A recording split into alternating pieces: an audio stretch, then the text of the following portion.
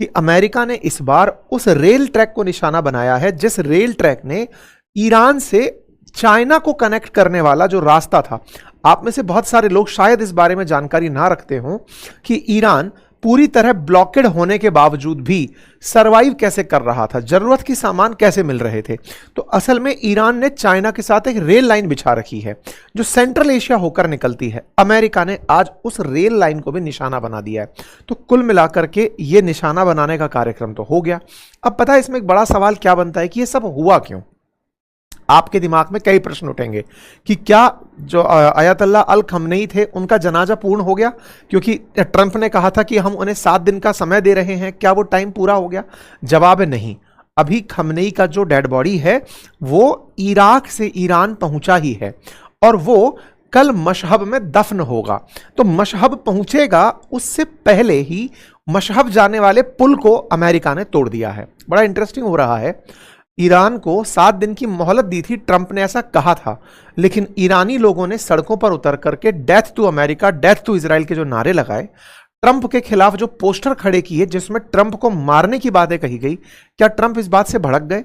क्या ट्रंप को जनाजे में उमड़ी करोड़ों की भीड़ से चिढ़ हो गई कि ये लोग सब मेरे दुश्मन हैं, ये चाहते हैं कि अमेरिका खत्म हो, अब मुझे इनको 7 दिन की भी मोहलत नहीं देनी है? असल में हुआ क्या था? इंटरेस्टिंग सवाल ये भी कि अब उस पाकिस्तान का क्या होगा जो दुनिया भर से थैंक यू पाकिस्तान सुन रहा था, जिसने ईरान और अमेरिका के बीच मध्यस्थता करा दी थी। जब ट्रंप से ये पूछा गया कि अरे उस सीज फायर वाले का क्या हुआ, बोले हाँ वो बढ़िया है, छोड़िए उसे, अब हमारी जंग फिर से शुरू हो गई है और अब इस जंग को हम नहीं रोकेंगे। यानी ट्रंप जिस स्थिति में अब मूड में मुड़ गए हैं, और तब जब वो नाटो की बैठक में अभी तुर्की आकर गए हों, जिस समय ये सब हमले हुए हैं ना, तो ट्रंप तुर्की आए हुए थे और तुर्की में उनका आना आपको याद होगा इजराइल को काउंटर करने जैसा था। लेकिन इजराइल का क्या पता ट्रंप तक वो कौन सा संदेश है जो चला गया जिसने ट्रंप को रातों रात ईरान पर हमला करने के लिए मजबूर कर दिया। आपको मालूम है ना, इजराइल और तुर्की इन दिनों दुश्मन हो रखे हैं और ऐसे में तुर्की में ट्रंप की यात्रा हो जाती है ये कहते हुए कि नाटो देशों की बैठक हो रही है इसलिए मैं आया हूं।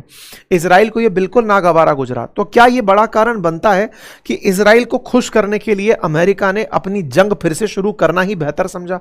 कई सारे एंगल हैं, लंबे समय से इस पर चर्चा नहीं हुई है, एक एक करके चर्चा करेंगे और वो रियल रीजन जानेंगे जिसके चलते अमेरिका ने इन्हें निशाना बनाया। शुरू करें, चलिए। तो साथियों, कल बुधवार था, अमेरिका ने बुधवार की देर रात ईरान पर एयर स्ट्राइक कर दी और एयर स्ट्राइक करने के लिए जो सेंटकॉम है अमेरिका का, सेंट्रल कमांड, उसने इस कार्रवाई को अंजाम दिया और यह कहा कि हम ईरान की क्षमताओं को कमजोर कर रहे हैं। उन्होंने हम पर हमला किया, हम इसलिए हमला कर रहे हैं। ट्रंप जब नाटो की बैठक से लौट रहे थे अमेरिका, तो उनसे पूछा तो उन्होंने कहा कि यदि उन्होंने एक हमला किया तो हम 20 गुना तेज हमला करेंगे। यानी कि ट्रंप अब सीज फायर मोड से बाहर आ चुके हैं। यानी कि ये वो वाली बात है कि युद्ध विराम संघर्ष, फिर युद्ध विराम संघर्ष। तो ये जो स्थिति है ये ट्रंप ने शायद ईरान के लिए अपना ली है कि शांति बहुत हो गई, चलो अब हमला खेलते हैं। और इस तरह से हमला अमेरिका ने ईरान के ऊपर शुरू कर दिया। ये जो तस्वीरें हैं ये अपने आप में इतना तो बताती हैं कि अमेरिका ये जब हमले कर रहा है तो इरादे तो नेक नहीं रहे होंगे। यानी इरादे तो ये रहे ही होंगे कि ईरान के अंदर जो भी IRGC के बेसिस हैं या लॉन्च पैड्स हैं या जो भी स्ट्रेटेजिकल इंपॉर्टेंट लोकेशंस हैं उन्हें टारगेट बनाया जाए। जी हां, बिल्कुल सही हैं आप। दक्षिण ईरान में जो भी समुद्र से लगती हुई जगह हैं, मेजर सिटीज हैं, जहां जहां डिफेंस के इक्विपमेंट्स हैं, उनको एक एक करके निशाना बनाया गया है। और अमेरिका ने ना केवल इन्हें निशाना बनाया बल्कि उन स्ट्रेटेजिकल कनेक्ट्स को भी तोड़ने का दावा किया जहां से इन्हें मदद मिल सकती थी। इसकी वजह से 3 लोगों की मौत की भी खबर निकल करके सामने आई। इसके साथ साथ अमेरिका ने इन स्ट्राइक्स में जो सबसे इंपॉर्टेंट बात जिसको उजागर किया वो ये था कि हम दुनिया के इस रास्ते पर कोई असर नहीं होने देंगे। कौन से रास्ते की बात हो रही है? हॉर्मुज की बात हो रही है। अब ये कहां से एंट्री कर गया? आइए अब मैं आपको असल वजह तक लेकर चलता हूं। आप सभी को यह तो ध्यान होगा ना कि 17 जून को जब ईरान और अमेरिका के बीच में शांति समझौता हुआ, वर्साई के उस महल के अंदर समझौता हुआ, जब पजेश्कियन और ट्रंप दोनों ने समझौता करके यह कहा कि चलो अब हम जंग नहीं करेंगे, शर्तें तय हुई कि दोनों देश आपस में मिलजुल करके रहेंगे। दोनों देशों ने कहा कि अब हमारी लड़ाई खत्म हो गई, दुनिया वाले मस्त रहें, अब कोई दिक्कत नहीं है। इसी के बाद ईरान ने बाकायदा खमनेई का 7 दिवसीय जनाजा प्रोग्राम आयोजित किया कि बोले अब हम दुनिया वालों को ईरान के अंदर खमनेई के फ्यूनरल में इनवाइट करेंगे। लेकिन इस बीच में इजराइल अपने आप को बड़ा आइसोलेटेड पा रहा था। उसका फीलिंग ये था कि मुझे आपने इस युद्ध में हरा दिया है। ऐसा क्यों? क्योंकि इजराइल ने ही असल में जंग शुरू की थी। जब शुरू हुई थी तो अमेरिका और ईरान होते कौन है? समझौता करने वाले। और जब ये समझौता कर लिए तो इजराइल को हराना वाले होते कौन है? इजराइल ने अपने टारगेट पूरे किए, इजराइल ने खमनेई को निशाना बनाया, इजराइल ने टॉप लीडर्स को निशाना बनाया, इजराइल ने ईरान को बहुत नुकसान पहुंचाया। लेकिन अंत में जब रिजल्ट आता है तो ऐसा लगता है कि अमेरिका ईरान के सामने झुक गया। जो अमेरिका का झुकना इजराइल का झुकना जैसा लगता है। तो इजराइल इस बात से बड़ा खफा था, और खफा था तो वो इस समझौते को मान नहीं रहा था। वो लेबनान पर हमला करता चल रहा था। इस बीच में अमेरिका और इजराइल के संबंध बिगड़ने लगे। ईरान बार बार समझौते को करने की शर्त पर अमेरिका को बार बार कह रहा था कि अगर इजराइल को आपने नहीं रोका तो हम आपके साथ समझौते में नहीं बढ़ेंगे। अमेरिकी पूरी प्रशासन इजराइल को दबाने में लगी हुई थी हर तरह से, और दबाने लगी हुई थी। स्थितियां ऐसी बनने लगी थी कि हर बार इजराइल को धमकाना है। लेकिन इजराइल अपनी तरह से कहां चुप रहने वाला था। इस बीच में ईरान में जनाजा का कार्यक्रम शुरू हो जाता है। टॉप वर्ल्ड लीडर्स पहुंचते नहीं हैं। खबर निकल कर आती है अमेरिकी दबाव में या इजराइल के साथ रिश्तों के चलते ये लोग नहीं पहुंच रहे हैं। कोई बात नहीं, अब खबरों में एड ऑन क्या होता है वो सुनो। हुआ ये कि ईरान ने कल यानी कि एक दिन पहले हॉर्मुज से गुजरते हुए 3 जहाजों पर हमला कर दिया। मतलब एक तरफ तो आप इजराइल को दबा के चल रहे हो, अमेरिका और इजराइल को लड़ा चुके हो, दूसरी तरफ ईरान वालों ने स्ट्रेट ऑफ हॉर्मुज से गुजरते हुए 3 जहाजों पर हमले कर दिए। देखो आप इस क्रोनोलॉजी को समझिए। इधर इजराइल को चुप करा दिया आपने कि तुम हमला नहीं करोगे, इजराइल चुप बैठ गया। अमेरिका ने कहा चलो ये कोई बात नहीं, हमने अपने एक दोस्त को रोक दिया। आपको पता है इजराइल अमेरिका का कितना बड़ा दोस्त है, हमने कईयों बार बताया है। लेकिन इस बात से समझिए कि लगभग हर साल $3 बिलियन का वो इक्विपमेंट खरीदता है अमेरिका से। $3 बिलियन की ट्रेड डील केवल डिफेंस में होती है उसकी। ये चलेगा ही चलेगा कार्यक्रम, 2028 तक की डील है उन लोगों की। तो अमेरिका के लिए वो एक बड़ा बाजार भी है। ऐसे में उनको इस तरह से रोकना तो फिर डिफेंस के इक्विपमेंट की जरूरत ही क्या पड़ेगी। नेतन्याहू बोल पड़े, अगर तुम लोगों को यही लगता है अब हम अपना डिफेंस इक्विपमेंट खुद बनाएंगे। खैर, इस बीच में तलखियां अपनी जगह रही। ईरान वालों ने, जहां अमेरिका ने कहा कि 7 दिन की तुम्हें छुट्टी दे रहे हैं, जनाजा कर लो अपना, दफना दो इन्हें, लेकिन इन्होंने स्ट्रेट ऑफ हॉर्मुज से गुजरते हुए जहाजों को निशाना बनाना शुरू कर दिया। जहाज 3 निशाना बनाए गए। ये सारे के सारे टाइम टेबल रहे। 6 जुलाई को निशाना बनाया गया, 7 जुलाई को निशाना बनाया गया और 7 जुलाई शाम को निशाना बनाया गया। 3 जहाजों को तेल ले जाते हुए निशाना बनाया गया। गलती क्या थी इन जहाजों की? गलती ये थी कि ये जहाज ओमान के नजदीक से निकल रहे थे। ओमान के नजदीक से क्या निकलना अलाउ नहीं है क्या? नहीं। ईरान का मानना है कि अगर आपको स्ट्रेट ऑफ हॉर्मुज क्रॉस करनी है तो आप हमारे बताए हुए रास्ते से निकलोगे। हमारा बताया हुआ मतलब जो ईरान के नजदीक से निकलता हुआ रास्ता है वहां से गुजरोगे, और ईरान को बता के निकलोगे कि हम यहां से जहाज लेकर जा रहे हैं, हमने आपसे परमिशन ले ली है, हमारी इजाजत के बिना यहां से क्रॉस नहीं करोगे। मतलब एक तरफ तो जनाजे के नाम पर हमले से रुकवा कर बैठा है ईरान, दूसरी तरफ IRGC गुजरने वाले जहाजों को धमका के निकालता है कि अगर आप पूछ कर नहीं निकले तो हम तुम पर हमला कर देंगे। अमेरिका इस बीच में जब यह कार्यक्रम चल रहा था, इससे 7 दिन पहले कतर के अंदर अप्रत्यक्ष रूप से ईरान से बातचीत किया और कहा कि देखो आप इस वाले रास्ते के ऊपर ये जो आप अपनी तरफ से इनडायरेक्ट रोक लगाने का प्रयास कर रहे हो ये चलेगा नहीं। अगर ये हुआ तो इससे दिक्कतें खड़ी होंगी। ईरान ने इस बात को टेकन फॉर ग्रांटेड लिया कि नहीं साहब, हम तो इस रास्ते से निकलने वालों को अपनी शर्तों के हिसाब से निकालेंगे, अदरवाइज हम उन्हें पास नहीं होने देंगे। अमेरिका ने इस बात के लिए इन्हें समझाया कि ऐसा मत करो। इस बीच में ट्रंप पहुंच जाते हैं तुर्की, वहां नाटो की चल रही होती है बैठक। वहां पर उनसे सब पूछते हैं कि सर क्या चल रहा है। बोले ईरान मान नहीं रहा है, और ईरान अगर नहीं मान रहा है वो 24 घंटे के अंदर 3 जहाजों को निशाना बना चुका है, जिसमें से एक कतर का भी जहाज है। बोले ऐसे में ये चीज चलेगी नहीं, क्योंकि मैंने गारंटी उन लोगों को भी दी है कि तुम्हारी सुरक्षा मैं करूंगा। हालांकि नाटो जो है वो मेरे साथ नहीं रहा, लेकिन फिर भी हमारे एग्रीमेंट में यह बात थी कि स्ट्रेट ऑफ हॉर्मुज में किसी जहाज पर हमला नहीं होगा। लेकिन यदि ये लोग हमला करने में बिजी रहे हैं तो ये अनएक्सेप्टेबल है और इसको नहीं होने देंगे। अब ईरान कहता है कि नहीं साहब, ये हमारा राइट है, ये हम करेंगे। 24 घंटे में साहब जहाजों पे हमले होते हैं। ट्रंप इस बात से भड़क जाते हैं।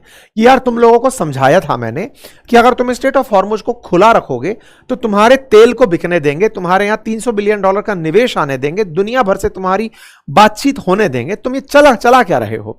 ट्रंप ने सबसे पहले कल सुबह ईरान के ऊपर लगे हुए प्रतिबंध जो हटाए थे वो वापस लाद दिए। कि सुनो, तेल बेचने के लिए तुम्हें जो आजादी दी थी अब नहीं है, ये लो भैया हम तुम्हारे ऊपर फिर से प्रतिबंध डालते हैं। एक पहला काम किए। दूसरा, उसके बाद अपनी तरफ से आदेश दिया कि इनको अब जहां जहां से हमले हुए हैं वहां पर निशाना बनाना शुरू करो। यूएस ने एक एक करके उन सभी जगहों पर जहां जहां पर ईरान की बोट्स खड़ी हैं, मिसाइलें लगी हैं, सब जगह हमले करने शुरू कर दिए। यही वो तस्वीरें हैं जो हमले की निकल कर आई।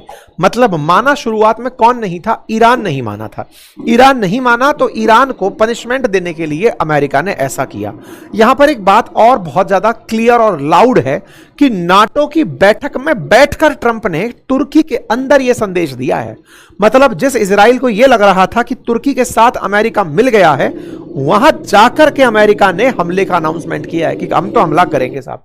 यानी दुनिया को संदेश साफ था कि इस रास्ते का खुला रखना अमेरिका की प्रायोरिटी है, और अगर ईरान इसे बंद रखने की इच्छा रखता है तो भाई हम इसको ऐसे तो बंधक नहीं बनने देंगे। अगर ये लोग ब्लॉकेड लगाने की सोचते हैं तो अगला ब्लॉकेड हम लगाएंगे। तो कुल मिलाकर इस पूरी खबर का सार यही है कि इस जगह फिर से जंग शुरू हो चुकी है। ईरान क्या किया? ऑब्वियस सी बात है, बदला ही लिया होगा। जहां जहां इनके हमले हुए वहां वहां पर उसने हमले कर दिए।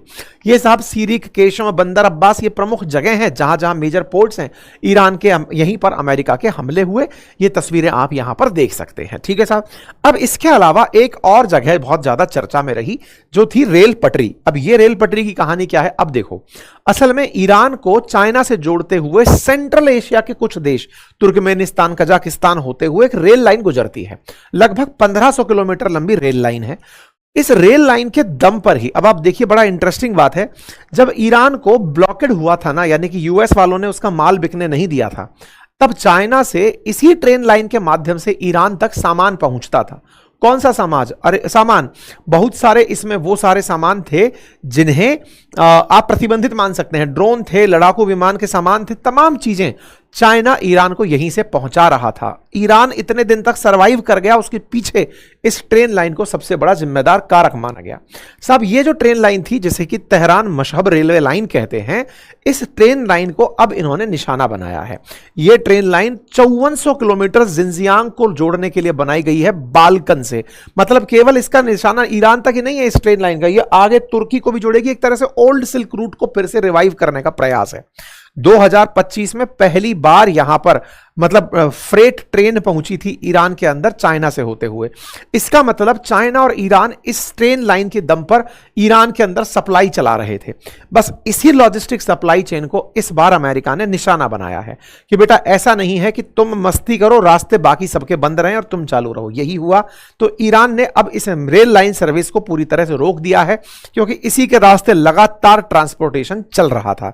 ईरान ने अमेरिका को कहा कि आपने समझौते का उल्लंघन कर दिया है। गालिबाफ ने कहा कि आप 5 शर्तों का उल्लंघन कर गए। ईरान ने इस बात को इस तरह से कहा कि आपने हमारा जो स्ट्रेट ऑफ हॉर्मुज को लेकर एडजस्टमेंट था उसे ब्रेक किया है, आप लगातार हम पर हमले कर रहे हैं, आपने हम पर ऑयल से फिर से सैंक्शन लगा दिए हैं, आपने हम पर हमला कर दिया है, और आप फिर से उन्हीं लोगों को सपोर्ट कर रहे हैं जो इजरायली हैं। खैर, ईरान की खुद की हरकतें ऐसी थी जिसके चलते यह जंग लाजमी लग ही रही थी, क्योंकि ईरान जहां एक और अपने करोड़ों की भीड़ में अमेरिका को आए दिन धमकियां दे रहा था, और इसे जनाजे को, यानी कि जो अंतिम यात्रा थी अल खमनेई की, उसे ये जीत के रूप में ज्यादा दिखा रहे थे, जबकि मुज्तबा खमनेई को बाहर नहीं निकाला। एक तरफ डर इस बात का कि इजराइल उन्हें मार देगा, लेकिन दुनिया के वर्ल्ड लीडर्स को इसलिए बुलाना कि हमारा शक्ति देखो, हमारी ताकत देखो कि हमने अमेरिका को झुका दिया।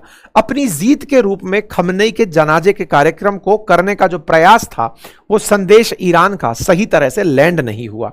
इन लोगों ने जो भी तरीके अपनाए हों वो तरीके यही थे। ईरान ने क्या किया? ईरान ने बदले में कुवैत और बहरीन के ऊपर हमले कर दिए और उनके सायरन वगैरह बजते रहे। जहां जहां अमेरिका के ठिकाने हैं वहां वहां पर इन्होंने हमले कर दिए। तो क्या साहब तुर्की ईरान का साथ देगा? नहीं नहीं, ट्रंप उसको साध लिए हैं। नाटो को पूरी तरह साध कर उनको यह याद दिलाकर कि तुम तो मेरे साथ जंग में नहीं थे, मैं इलाज करूंगा। ट्रंप इस बात को पब्लिकली बोलकर आ गए हैं। क्या हम यह मान लें कि आने वाले समय में अमेरिका फिर इजराइल के साथ हो गया है? चाहे हुआ हो या ना हुआ हो, लेकिन आप इसे इग्नोर नहीं कर सकते कि ये इजराइल के बिना रह नहीं सकते। इजराइल साथ नहीं है तो ट्रंप को निश्चित ही कोई ना कोई डर है। अमेरिकी इशारे पर पीटर हेग्सेथ बोलते हैं कि सर का आदेश हो गया है, अब हम हमला करने जाएंगे। ट्रंप कुल मिलाकर के एक बार बात बोलते बोलते जीभ लड़खड़ा भी गई। इन्होंने कहा कि हमने Iran Islamic Republic of Japan पर हमला कर दिया है। जापान को ईरान की जगह जापान इन्होंने शब्द बोल दिया। कुल मिलाकर के अब ये खुला खेलने के मूड में आ गए हैं और ईरान पर हमले शुरू हो गए हैं। ये सारे के सारे सायरन्स वगैरह जो आप सुनते देख रहे हैं, 7 बड़े ईरानी शहर हैं जिसके ऊपर इन्होंने निशाना बनाया है। ट्रंप इस बीच में पत्रकारों से एक मजे की बात और ले रहे थे, कह रहे थे कि सुनो भाई एक काम करो, शीशे नीचे कर लो, शीशों के ऊपर जो लगे हुए हैं ना इनको नीचे कर लो, क्या पता ईरानी हमें निशाना बना ले, मैं उनकी हिट लिस्ट में सबसे ऊपर हूं। ट्रंप ये भी कहते हुए पाए गए, लेकिन उनका उद्देश्य सिंपल था कि ईरान को अमेरिका और अमेरिका को ईरान अपने लिए फिलहाल सबसे बड़ी थ्रेट मानते हैं और ट्रंप खुद मानते हैं कि उनका टारगेट यही है कि अमेरिकियों को टारगेट, मतलब ईरान का टारगेट ट्रंप है, वो खुद मानकर चलते हैं। कुल मिलाकर ये हो गई सारी बातें। इसके साथ साथ अब एक सवाल ये भी बनता है कि साहब इजराइल का क्या रोल है इस बीच में। तो जहां तक ट्रंप के अलाइज ने या फिर इन्होंने जेडी वेंस ने ईरान से यह कहा था कि यू आर ओनली आवर, मतलब हम तुम्हारे केवल सहयोगी एकमात्र हैं, इस पर इजराइल का बयान था कि केवल आप ही नहीं, इंडिया भी हमारे साथ है। ये सारे बयान इस समय मीडिया में चल रहे हैं, लेकिन कुल मिलाकर इजराइल का एक मैसेज दुनिया को साफ चला गया है कि हम अगर सामने नहीं भी है ना तो भी हम ही खेल रहे हैं।